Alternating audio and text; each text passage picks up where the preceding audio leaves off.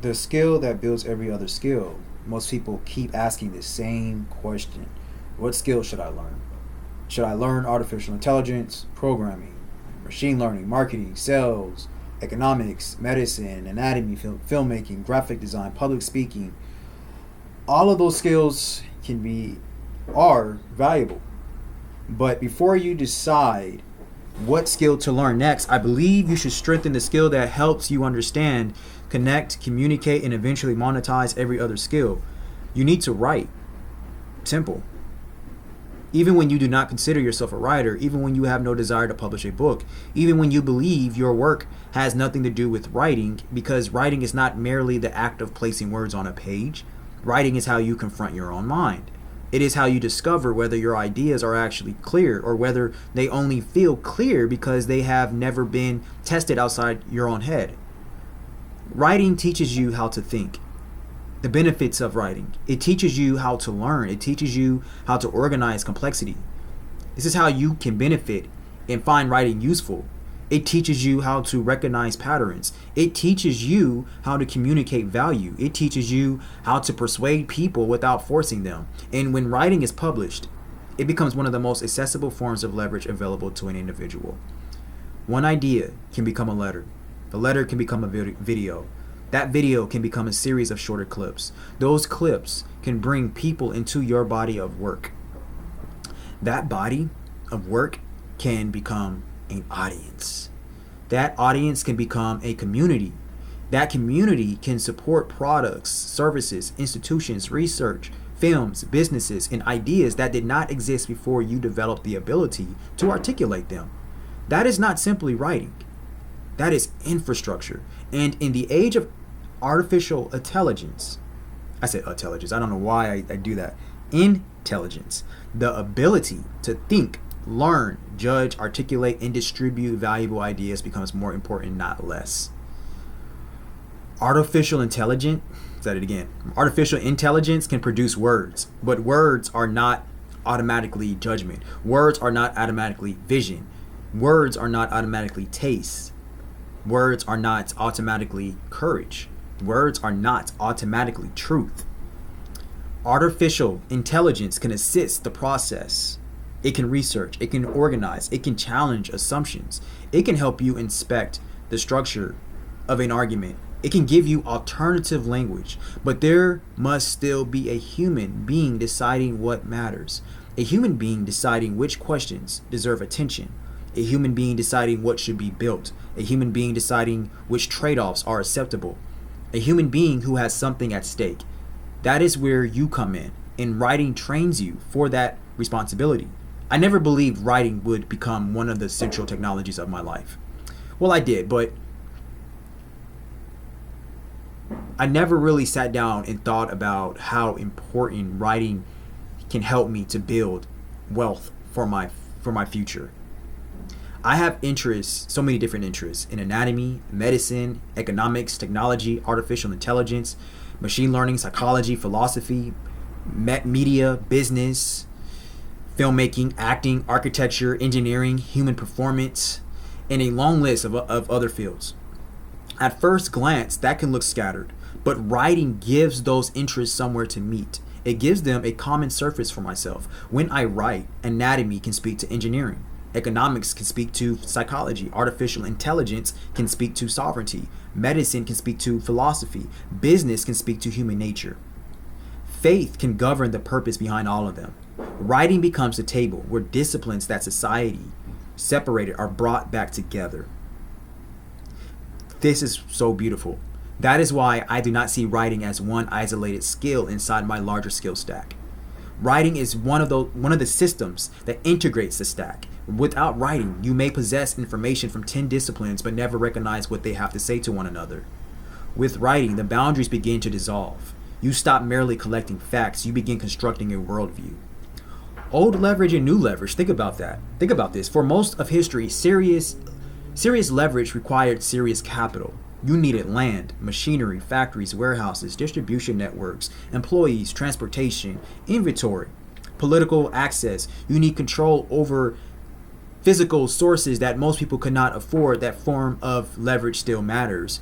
Physical infrastructure still matters. Property, it still matters. Manufacturing still matters. Capital definitely still matters. But another form of leverage that we have to take in consideration has become increasingly available: digital leverage. An essay can be written once and read thousands of times. A video can be recorded once and viewed for years. Software can be created once and serve other users around the world. And this is something that I have been sharing with family members of mine, like my mother. She's a director, filmmaker, and she's really big on, she started off making plays, and she's still big on making plays and theatrical plays. And I tell her, I say, Mom, you know, if you want to make a business out of this and you want to build your distribution and bring audience, you really heavily need to consider stay more focused on making films and pushing those films, marketing those films across the web digitally. YouTube is the world's largest streaming platform. Use it. Build that capital, build that distribution. If you still have a passion for theater, take that money and invest that into your time and your resources of making more theater plays, because that is the leverage of digital, of building digitally. That is a leverage of the web. That is a leverage of social media. Again, like a framework can be published and taught without requiring you to repeat the entire lesson individually to every person. A newsletter can enter thousands of inboxes while you are asleep. A library of ideas can continue influencing people after you have moved on to another project. That is leverage. It is the ability for one unit of effort to create effects beyond the original moment of labor. And writing sits beneath most forms of digital leverage. A video begins with an idea. That idea often becomes an outline. The outline becomes a script. A business begins with a perceived need. That need must be described. The product must be positioned. The customer must understand its value. A software tool still needs instructions, onboarding, documentation, messaging, and a reason for people to care. A film still begins with a concept, treatment, screenplay, or written world. A brand still needs language. A movement still needs doctrine. An institution still needs principles. A civilization still needs recorded memory. Writing is not everything, but it runs beneath almost everything. This is why the person who can write clearly can often learn to market, teach, lead, speak, research, design products, build an audience, and coordinate other people more effectively. The writing is not replacing those capabilities. It is strengthening the communication layer between all of them. Many people are still trapped inside an industrial understanding of value. They assume money must remain directly connected to hours worked. 1 hour of labor, one unit of pay. 8 hours of labor, 8 units of pay. But scalable value does not work that way. A book may take years to write and continue producing income for decades. A well-designed piece of software may take months to build and then serve millions. A film is not priced according to the number of hours it took one person to watch.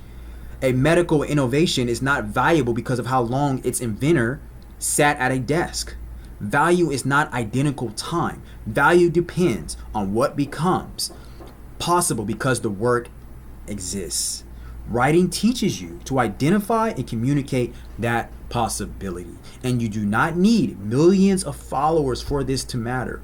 That is one of the mental traps that destroys people before they even begin. They compare their beginning to the largest creators, entrepreneurs, or celebrities in the world. They see audiences of 10 million people and conclude that they have no chance. But a useful audience does not have to be enormous. Look at my audience. I only have like 411 subscribers. I lost 2 subscribers in the past 2 days. I don't care. I really don't. All I care about is what I can control. I can control people subscribing and unsubscribing. To a certain extent, I can control people subscribing to a certain extent, but at the same time, you can't really get caught up in the numbers. Only thing you can caught up in is what you do every single day, day in and day out. Consistency, the value is in the consistency. The value is you showing up every day. The value is you returning, even if you do miss a day. The value is you returning. You showing how serious you are. You showing the world, life, yourself, most of all, how serious you are. God, your God, how serious you are. A useful audience does not have to be enormous. 1,000 people who trust your judgment can matter. 10, and I'll even say this, 100 clients who genuinely benefit from your work can matter. 10 strong relationships can alter the direction of a company. One reader can become an investor, customer, collaborator, mentor, or future employee.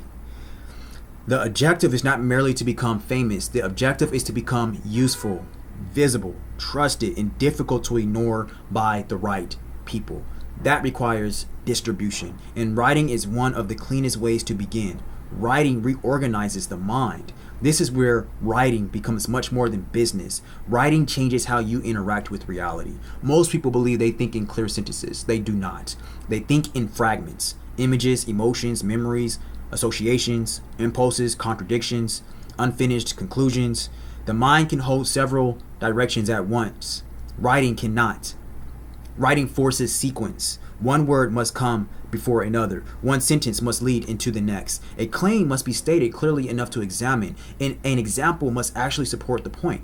A conclusion must follow from what came before it. Writing takes the fog inside your mind and forces it through a narrow passage. That pressure creates clarity. You may believe you understand freedom. Write down what freedom means. You may believe you understand discipline. Define it without using slogans. You may believe you understand your political beliefs, your faith, your relationships, money, power, masculinity, health, or the future of artificial intelligence. Place the idea on a page, then challenge it. What assumptions are underneath it? Where did those assumptions come from? What evidence supports them? What would someone intelligent say against them? What would cause you to revise your position until you can answer those questions? You may not possess a belief. You may be carrying language installed by another person. That is why writing is an act of sovereignty. A sovereign mind is not a mind that refuses influence. That will be impossible and foolish. A sovereign mind examines its influences. It knows what entered. It knows why it stayed. It compares the inherited map with the territory. It revises with what no longer corresponds to reality. Writing allows you to see the map. Without that external record, assumptions can control you while remaining invisible. Writing trains pattern recognition. A photographer eventually begins to see the world in frames.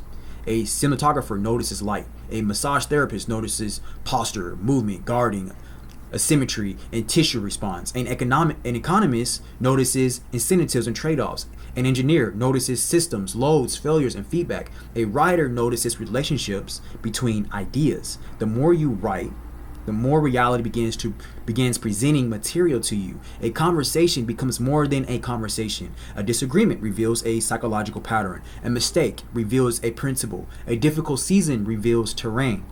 A movie reveals a structure. A business reveals incentives. A relationship reveals attachment, expectations, communication, power, fear, and character. An injury reveals anatomy, compensation, adaptation, and time. Your life stops appearing as a pile of unrelated events. It begins appearing as evidence. This does not mean every moment must be turned into content. It means your mind becomes more observant. You begin asking, what law is operating here? What pattern keeps repeating? What is this experience trying to teach me? What did I previously misunderstand? How does this connect with someone I studied 3 years ago? That is how ideas compound, not because you sit in a room attempting to invent genius from nothing. Ideas compound because you train your attention to collect meaningful relationships from reality. A writer does not only write while sitting at the desk. A writer writes while walking, while listening, while arguing, while working, while failing, while reading, while observing what other people ignore. The page is where the harvest is organized. Life is where much of the material grows. Projects give attention a target. Your attention is always serving something. The question is whether you selected the target. Without a chosen project, your attention gets recruited by whatever is loudest. Notifications, trends, other people's emergencies, arguments that change nothing, entertainment you did not intend to watch. Desires manufactured by advertising, goals inherited from family, school, employers, social pressure, and algorithms. The mind behaves differently when it has a meaningful project. When you are writing a serious essay about money, you begin noticing examples of incentives, exchange, price, risk, ownership, labor, and capital. When you are studying the hip, you begin noticing GAT, pelvic position, compensation, and movement. When you are building a film, conversations begin sounding like dialogue. Locations begin looking like sets. People begin revealing characters. When you are developing a business, Complaints begin sounding like demand. A project tells your mind what to collect. This is so psychological. And this works with your subconscious. This is why perspective is everything. Because subconsciously, your mind collects what you are looking for, what you are training yourself for, what you are building. This is one reason people often feel more alive when building something. The world becomes relevant again. Reality stops being background scenery. And you stop becoming a victim and holding yourself accountable when you are wrong in certain situations. It starts participating in the work, but the project must have enough meaning to generate gravity. A weak goal cannot consistently defeat stronger conditioning. Saying you want to write someday is weak. Publishing every Wednesday at 8 in the morning is stronger. Saying you want to make videos is weak. Scheduling a video every Sunday creates structure. Saying you want to learn anatomy is weak. Teaching one region every week creates a real demand for understanding. The deadline gives the project a body. The audience gives it accountability. The act of publishing closes the loop. Writing exposes false understanding. Most people feel intelligent while consuming. A good book makes them feel intelligent. A lecture makes them feel informed. A podcast gives them the emotional sensation of insight. But recognition is not mastery. You can recognize an idea when someone else explains it and still be incapable of reconstructing it independently. That is why writing is uncomfortable. It exposes the distance between familiarity and understanding. You read a chapter, it makes perfect sense. Then you close the book and attempt to explain the argument. Suddenly, the structure disappears. You remember fragments. You remember a quote. You remember that it felt profound, but you cannot rebuild the reasoning. That is not failure, that is diagnosis. The blank page reveals the exact place where learning must continue. That is why writing helps you learn faster. It demands retrieval, organization, translation, comparison, examples, counter arguments, application. When you write for another person, you must consider what they know, what they do not know, where they may become confused, and why the ideas should matter to them. Teaching increases the demands placed on your understanding. You can hide from your gaps while reading silently.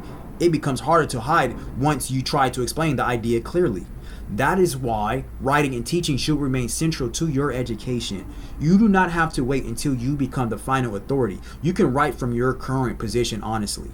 That's exactly what I do. I'm not a master in anatomy. I'm not a master in physics. I'm not a master of economics, but I study it every day and I teach it. Hence, I present to you in a persuasive, metaphorical way through this video. So you can say, this is what I am studying. This is what the audience appears to show. This is what I understand so far. This is where I may be wrong. This is how I am applying it. This is what changed my judgment. That is not pretending to know everything. I would not pretend to know everything on this channel. I notice that in some of these things, like I do when I teach, and when I educate, and when I write, and when I speak, I force myself to do this. And think about, I don't even have to force myself, but think about it, is like I learn so much. I intentionally sometimes use words that I have problems with pronouncing. I have lived in so many different parts of America, and just somehow have so many different friends or so many different regions of this country, of this world, really, and just being around them, growing up with them and stuff, people will pronounce words differently. And I picked that up while I was growing up.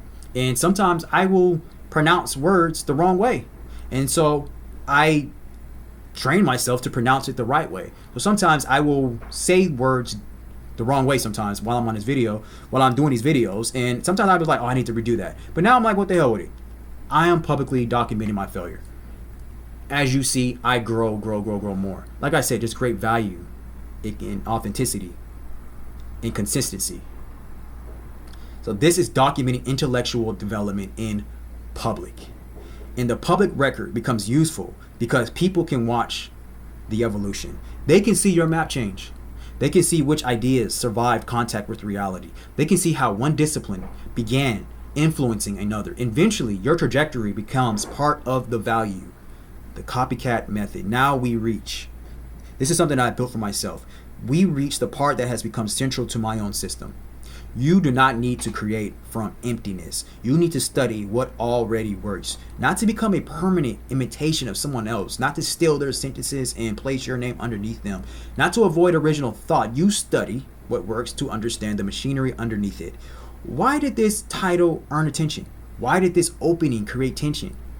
Why did the creator tell this story at this point? These are examples I'm giving you. Why did the argument move in this order? Why did one example make the idea memorable? Why did the audience keep watching? Why did this video reach hundreds of thousands of people while another video on the same subject disappeared? These are questions that you should be asking. And then you just answer it, and now you have AI. You can study this with AI.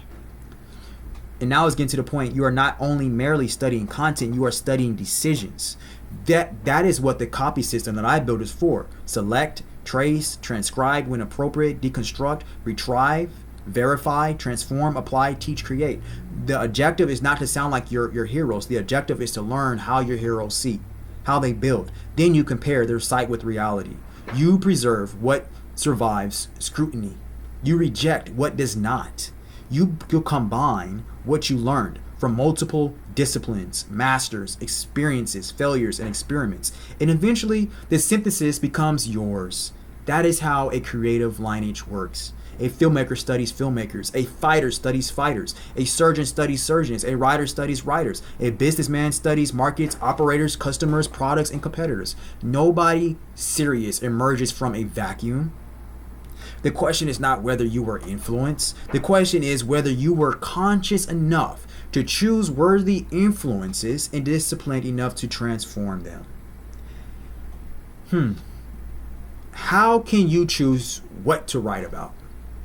I know a lot of people say this, they ask this because I hear people say this all the time. People ask me. Many people become trapped by the word niche. They believe they must reduce themselves to one narrow subject before they are allowed to publish.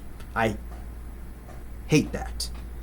But human beings are not born with one interest. No, they're not. You're not. You were not born with one interest. You may care about technology and theology, medicine and filmmaking, economics and relationships, martial arts and architecture, writing and robotics. The issue is not that you have multiple interests. That is not the issue. That's far from the issue. The issue is whether you have a vessel capable of integrating them. And you are the vessel. Without a vessel, multiple interests can become scattered consumption. You read constantly, watch lectures, save posts, open new tabs, begin new projects, and then abandon them. Then call yourself a polymath because your browser has 50,000 tabs open. That is not synthesis. That is intellectual traffic. A real polymath, a real deep generalist, synthesizer, builds relationships between disciplines and produces something from them. Writing can become the vessel. Your subject is not necessarily one isolated field. Your deeper subject may be the question that runs through all your fields. For me, that question may be, how do I build a more capable, sovereign, useful, truthful, integrated human being?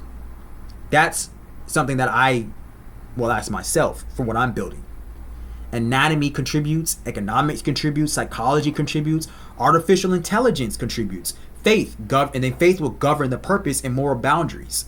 Media distributes the result. Product building gives the result form. Business gives it sustainability. Now the interests are not random. Everything connects with each other. Everything integrates. They are departments inside a larger mission. You do not need to amputate parts of your mind to make yourself easier to market. No. You need architecture. You need a central purpose strong enough to organize variety. That is the difference between being scattered and being interdisciplinary. Attention must be earned. Yes. Finding something important to say is not enough.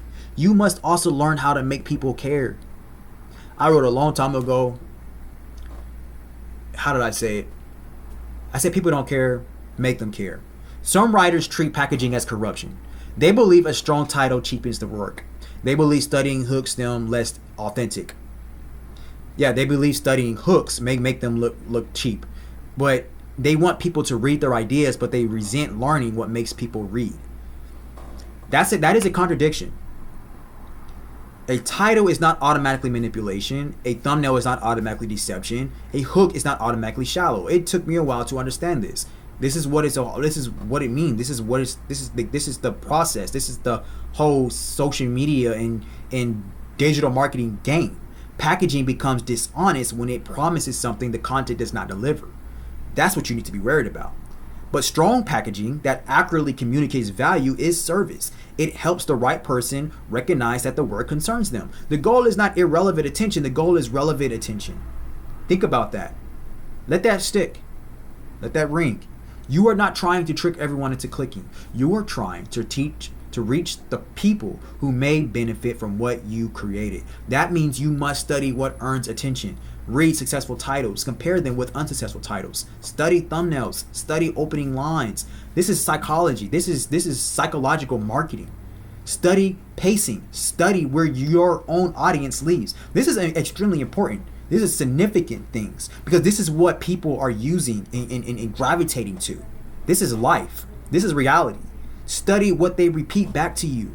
Study what they save and share. The more you understand this, the more you can get a deeper understanding of what people want and what's useful. And the more you have the idea and the strategy of to build for your own wealth, for your own future. At the end of the day, that's what matters, right? Your wealth and your future. It means developing market awareness. This does not mean blindly chasing trends. Market awareness. The same way a physician studies symptoms, a creator studies response. The same way an engineer studies behavior, a creator studies retention. You get the point? The same way an economist studies incentives, a creator studies why people allocate attention. Attention is scarce. Do not expect people to spend it simply because you worked hard. Respect their time enough to communicate why the work matters. I want you to build one living project. The cleanest production system is not to invent disconnected content every day. Build one sustainable project and let the rest of the content descend from it. Choose one question for the week. Research it. Collect examples. Write the main essay. It's that simple. Turn the essay into a YouTube script. Record the video. Extract the strongest sections into shorter clips. Turn key principles into Instagram posts. Turn useful distinctions into X posts or threads. Use the essay as the foundation for a newsletter. Bam. Place durable principles into your long-term operating system. Create flashcards for what must be remembered. Record unanswered questions for future research. Now, one serious investigation becomes an entire ecosystem. That is not merely repurposing, that it is dimensional publishing. The newsletter presents the idea through reading, the video presents it through voice, face, timing, and presence, the short clip compresses one sharp insight. The visual post gives the idea a memorable form. The long-term knowledge system preserves the underlying doctrine. The product eventually gives the doctrine practical use. One core idea, multiple interfaces. This allows you to increase output without reducing everything to disposable noise. But there is another requirement. The main piece must be worth multiplying. Repurposing weak material only creates weak material in several formats. The central project must contain thought, evidence, structure, usefulness, judgment, experience. The audience should feel that they received more than expected. This is something that I'm really big on. That is how trust compounds. When somebody buys something and they bought it, no matter what they paid, the psychological reasoning behind this is that they should feel that they didn't only get their money's worth. They should feel, whether they admit it or not, that they didn't spend enough for it. It was like, that's all I spent for this? That's the beginning of trust. You're giving them more than what they paid for. And not only that, but they are thinking that psychologically. The practical writing system, this is something that's important. A practical writing system, you do not need a perfect second brain. You do not need a beautiful digital dashboard with 17 databases and color-coded tags. A system that is too complicated becomes another form of avoidance. You need a place to capture ideas, a place to gather source material. You need a place to outline, to draft, and a deadline, and a publishing destination. I use Substack for now. That is enough to begin. Throughout the week, capture questions that bother you, arguments you disagree with. I do this all the time. It's very constructive. It helps, I promise you. And especially now that you have AI, you can have AI to brainstorm and to structure everything and to make everything organized, all your thoughts and all the stuff that you're gathering. Passages that stay in your mind, problems you encounter, patterns you notice, stories from your life. This is going to help you to stop wasting your time arguing with people. I don't care if you're married, your kids, whoever. Something happens, let me take that down. Boom. Let me write that down into my weekly Google document for my weekly newsletter on Saturday or for future newsletters. Examples from history. Scientific ideas that may strengthen or challenge your position. This is going to help you to learn more. Economic trade-offs, psychological motives, theological questions, useful metaphors, possible titles. Then place those materials under one weekly project. Do not demand perfect order immediately. Please don't do that. Let the material accumulate. Then begin organizing. What is the central claim? Why should the audience care? What false assumptions must be challenged? This is beautiful work, especially when you do this consistently. What does the audience believe before the video? What should they understand afterward? This is making yourself useful and giving yourself to the world, really, like giving useful value to the world. We talk about we want to be altruistic and empathy and all that other bullcrap. This is it. The better you make yourself, the more valuable you make yourself for the world and for the people around you. What does the audience, like I said, what does the audience believe for the video? Think about that. Which example makes the argument visible? What objection must be addressed? What can they do with the idea? How does this connect to the larger body of work? How? Then write. Do not wait for complete certainty. Don't do that. Writing is part of how certainty is examined. Don't ever wait for the perfect time. You may hear me always say perfection is the standard. Yes, perfection is the standard. That means that gives you a psychological idea that you will never be perfect, and the standard is a standard. You will more than likely never reach your standard. We all fall short. We all fall short of the glory of God. If you don't believe in God, it doesn't matter. You still fall short. You'll never be perfect. But you're going to strive for perfection. You're going to spend every day for the rest of your life striving for perfection. And then you're going to witness and benefit from all of the greatness and wealth that's going to be the byproduct of that process of you pursuing perfection. That's the whole idea. That's my philosophy behind that. Publish your strongest, honest version of yourself you can produce by the deadline. Then return later. Improve it, expand it, correct it, build another version. It goes on. This is you publicly evolving. A published piece does not have to be the final word. No, it can become version 1 of a living source. It will not be the final word. Never will be, probably. This is how your work compounds across years, decades. The video you publish today may become a better newsletter next year. Think about that. That newsletter may become a chapter in a book. That chapter may become part of a course, institution, product, or film, or doctrine. You see how everything from so many different disciplines, how they connect now? Nothing is wasted when it is integrated. This is what I mean. Writing in the 5 pillars. I want you to explain this to you. Writing strengthens health because it helps you examine behavior, habits, systems, patterns, and decisions instead of living unconsciously. It strengthens energy because an organized mind wastes less force fighting unnamed confusion. It strengthens wealth because ideas, judgment, reputation, relationships, intellectual property, and compatibilities compound. It strengthens money because communication is part of selling, negotiation, product creation, leadership, audience development, and value exchange. It strengthens sovereignty because a person who can think, write, publish, earn, and revise independently becomes harder to govern through confusion. That does not mean writing automatically produces all 5. No, nothing meaningful happens automatically. Writing is the instrument. You still have to use it truthfully. You still have to apply what you learn. You still have to build. You still have to publish. You still have to accept criticism. You still have to revise your map when reality proves you wrong. But writing gives the process structure. Okay? And this is my final point. You may believe you need more confidence before you begin. You don't. Confidence is often the memory of having acted before. That's confidence. You write 1 page, then another. You publish 1 video, then another. You miss a week in return before the missed week becomes an identity.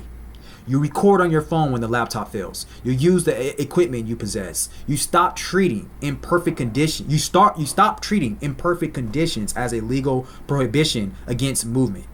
The work gets better because the work continues. Your voice becomes clearer because you use it. Your judgment, this is so important. Your judgment becomes stronger because you expose it to reality. Your ideas become more original because you study more masters, test more claims, live more life, and create more combinations. You do not discover your final voice before writing. You discover it through writing. You do not build a body of work by waiting until every piece feels historic.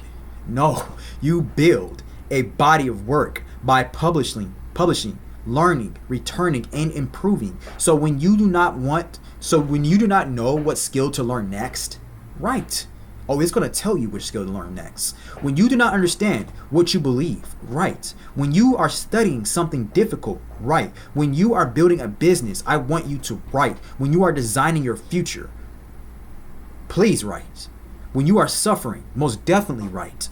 But do not publish the detail until you have extracted the law. When you discover something useful, write it clearly enough that another person can apply it. Then publish it, distribute it, study the response, return to the idea, and make it stronger. You have artificial intelligence now, so there's definitely no excuse. Because writing is not merely how you communicate what you already know. Writing is how you discover what you know, how you recognize what you do not know, how you turn experience into judgment, how you turn judgment into value, how you turn value into leverage, and how you construct a body of work capable of outliving the moment that created it. Own your time, multiply your leverage, build what outlives you, okay? And on that note, I'm going to leave you there, and I'm going to let you all have at it.